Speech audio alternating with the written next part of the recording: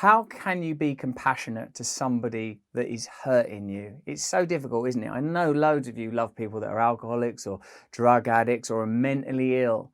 How do you extend love to that person? How do you be forgiving and kind and compassionate when they're causing you pain?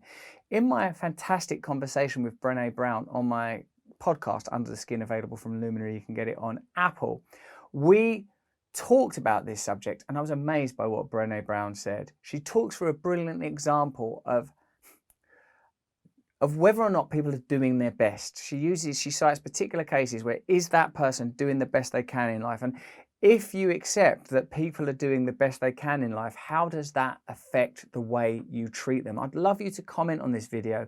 Tell me how you cope with people that hurt you, and tell me what kind of conversations you'd like to see me have with what kind of people and what kind of techniques you'd like to explore. But for now, let's listen to Brené Brown, one of the most important voices in the well-being and mental health space today, talking about this important issue. How do we handle people that hurt us, and are they doing their best? So for compassion, we started by asking, what is compassion to you? And we developed a definition of compassion. And then we looked at people who lived out the operationalized definition of compassion, that saw humanity in everyone, who reached out with kindness and empathy. There was a oneness. And then we asked, okay, here are these group of people, what do they share in common?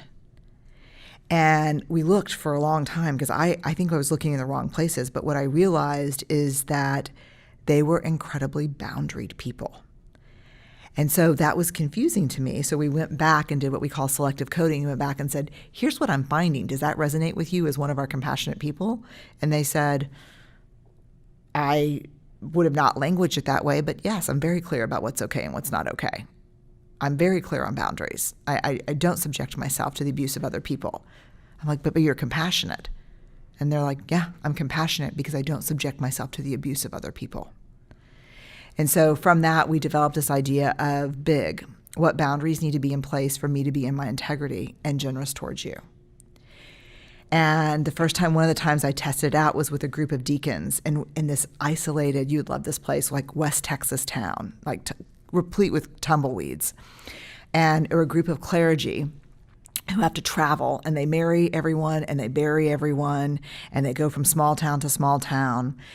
And I asked this series of questions, so it's really interesting. So the first one is, do you believe that people are doing the best they can? Do you believe in general that when people wake up every day, they're doing the best they can? What do you think? Yes, I do. You do? So it's very split, and it's a very difficult question because about right over half of the people say, fuck no. People suck. People are not doing the best they can. I was one of those people too. I was a hell no, people are not doing the best they can. Then the next question is, if you don't believe it, I want you to picture someone in your life who you believe is not doing the best they can, who really irritates you and just makes you crazy. And everybody would get a picture. And I said, what if God came down? It was easy with a group of, Well, don't believe priests. in God. Yeah. He wouldn't come down. Right. Well, you're in the clergy. Oh. Yeah, right, exactly. So I said, what if God came down to you and said, this person that you wrote down on your napkin, he or she is doing the very best they can right now. And then what happened was literally physically about half the people in the room kind of fell over and slumped over in their chairs and just started sobbing. And so one couple, both deacons in the Episcopal Church, I said, tell me about the reaction you're having right now. And they said, they were married, both deacons, and they said, we wrote down the same person. And this person lives in a trailer in the desert. They've had their children removed several times. Every time we remove children for abuse or neglect, they have another child. Every time we bring money, they don't use it for formula. They split the formula with water, and they gamble the money. And their kids get removed for failure to thrive because the formula has been split with water. And we kind of hate them. And I said, and God told you he was doing the best he could. It was really about the father and the family. What was your response to that? Continue to help with a loving, non-judgmental heart, or we need to stop helping. But helping through hatred is not helping. and we are outside of our integrity and outside of our faith. And another woman said, I didn't pick someone that I serve as a clergy. I picked my sister. And my sister was a dancer growing up. And now she's a stripper. And I have 2 young nephews who are subjected to who she brings home at night and her job. And if God told me that she was doing the very best she could, and this is the answer that comes out all the time, I would have to stop being angry and start grieving the loss of a sister that I needed in my life. And I would try to love her, but I'd have to have some boundaries about what's okay in front of my kids. And so this whole idea of it's very hard to be compassionate toward people when they're hurting us. And people hold on to believing, for me, it was really interesting because I was like, hell no, people are not doing the best they can. And if that's your best, you suck. And it's not best enough for me. And this was in the middle of it, talking about a God moment. So I'm in the back of the car, I'll never forget, with another couple. Steve and the husband were in the front, and I was riding in the back with my girlfriend, and we were going to see John Mayer at the Woodlands. And I was like, hey, I'm doing this interesting research right now. Do you think people are doing the best they can? She goes, hell no, people are so fucking lazy. And I was like, oh, this is why we're good friends. I'm like, they are, aren't they? She goes, yeah. And we both had young kids at the time. She said, let me give you an example. She's like, what about the people that have kids and they stop breastfeeding before a year or a year and a half? Like, what about those people? She's like, oh, I can't breastfeed anymore. I've got an infection, or I'm going back to work and I don't like pumping. And all of a sudden, I'm like, oh my God, that's me.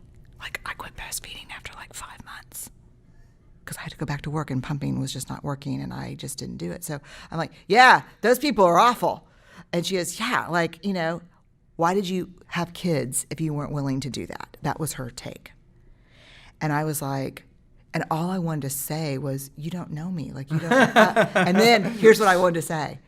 I was fucking doing the best I could. Wow. And then toward the end of that research, there were a lot of great stories about people we interviewed during that. I asked Steve, my husband, do you think people are doing the best they can? And he said, I don't know, I have to think about it for a little bit. And I said, I want your help. And he's like, okay, let me think about it. And he came back 10, 15 minutes later, and he said, I've thought about it. And he said, I have no idea. But what I do know is my life is better when I assume they are. Fucking hell, that's good. Steve believe in God? Yes.